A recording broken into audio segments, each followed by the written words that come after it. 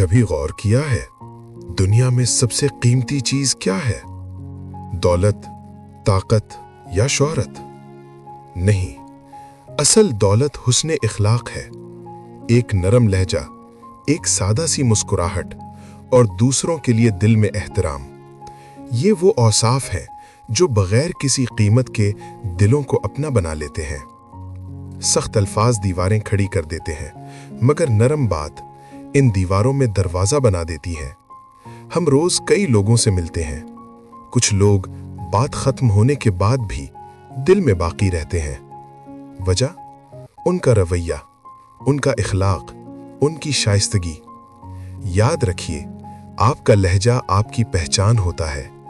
نرم لہجہ کمزوری نہیں، بلکہ ایک بڑی طاقت ہے۔ رسول اکرم صلی اللہ علیہ وسلم نے فرمایا، تم میں سب سے بہتر وہ ہے جس کا اخلاق سب سے اچھا ہو۔ اچھا اخلاق انسان کو بلندیوں تک لے جاتا ہے، بغیر شور کیے، بغیر لڑے جھگڑے۔